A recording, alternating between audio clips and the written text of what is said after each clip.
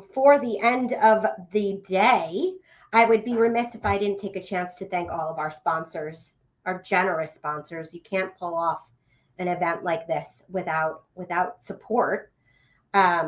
We have one of our next speakers is one of our sponsoring partners, Jerry Miller from Cloudticity. Thanks for being here with us today. Jerry, are you with me? I am. Can you hear me? Let me see. I can hear you. Nice. All right. Good to see you. Dimple. I see a dimple, but like I'm not seeing, which is fine. That's great. I love a good dimple. Oh, fantastic. I hear you.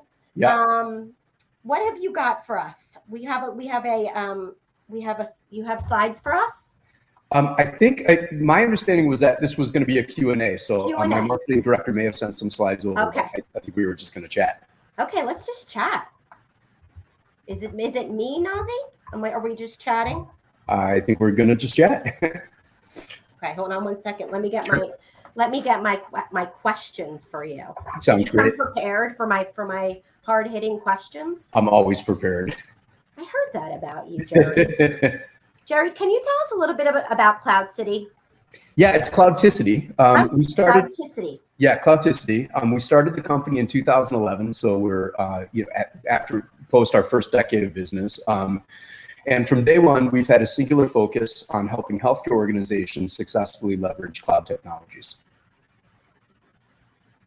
Oh, I don't know.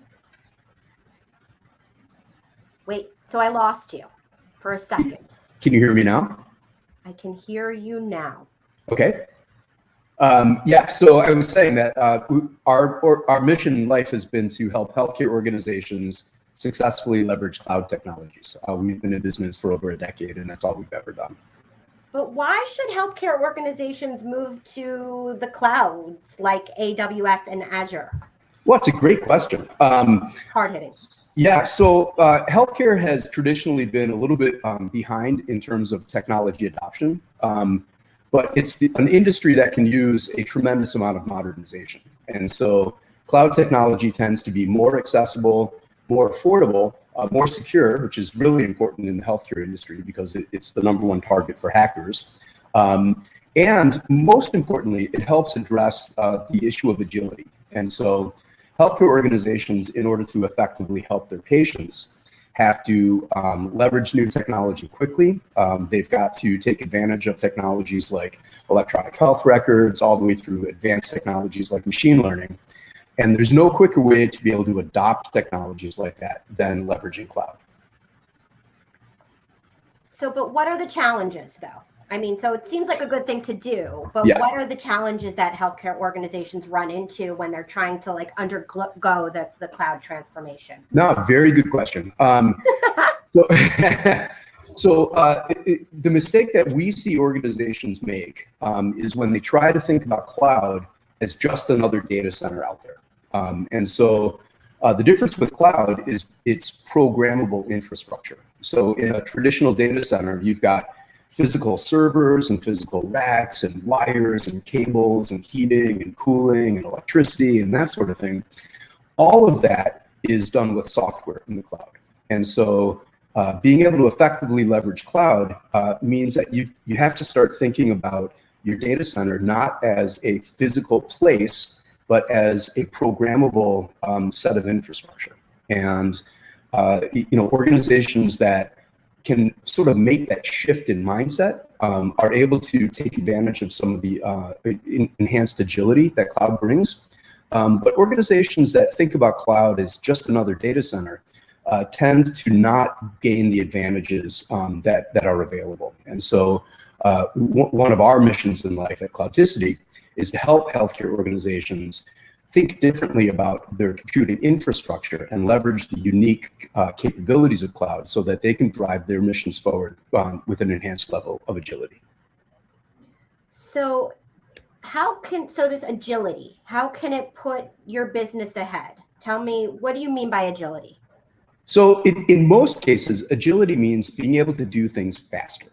And so if you think about in the older days when we had physical infrastructure, if you wanted to try something new with computing technology, you would have to fill out a bunch of forms in triplicate, and then you would have to send it to procurement, and you would have to wait for your servers to arrive. That might take months, and then a truck would show up at your loading dock and back up, and people would unpack boxes and pull it all out, and they would have to rack those servers, and they would have to burn them in and test them, and that would take months and months and months.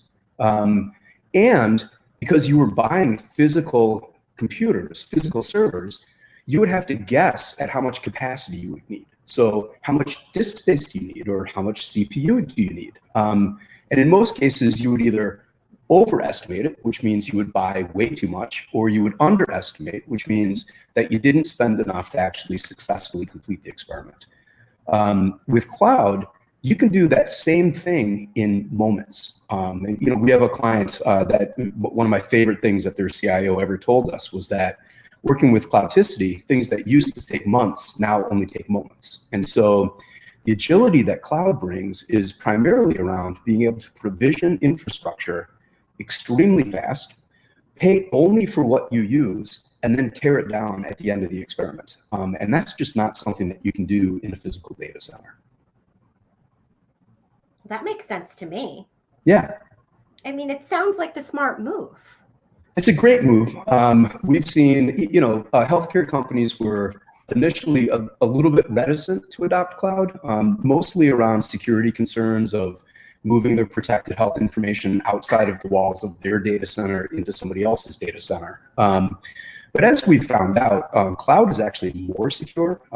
Companies like AWS and Azure have millions of active customers. And so they've got the economies of scale where they're able to develop security protocols much more effectively than most organizations can do with their own data centers. And so, some of the traditional barriers that we've seen to cloud adoption in healthcare are beginning to go away. And we're starting to see a tremendous amount of cost savings and agility across the industry. Well, I really want to thank you for being here. I My want pleasure. to thank you for sponsoring this conference today, It's a great and for cause. your continued support. Wait, what was your favorite part? Of what? of the conference? Yeah. So traditionally, our favorite parts are generally when we can sponsor hackathons, which I'm not sure we did this time around. But the interopathons are always our favorite event to sponsor. That it's such a great cause to try to bring innovative development teams together to start to pull together industry scenarios and leverage new technology like Fire and Smart on Fire. So those are always our most favorite events to sponsor. Okay. Well, next time. Yeah, absolutely. Okay, thank you so much, Jerry. We are It's my going to pleasure. take a 5-minute break, and then we're going to be back for our last panel. It's last, but it's not least, folks. It is our health data utility panel, facilitated by our very own Tim Pletcher, who started us out long ago this morning. If you remember, it's just been a day, but what a day it's been. Let's take a 5-minute break. I think we're going to huddle back around. I don't know. I feel like 5-10 minutes. 3:50. 5-minute break. 3:50. I'm being told is perfect. We'll see you back here. Please don't leave. Stick around for the end. Thanks a lot.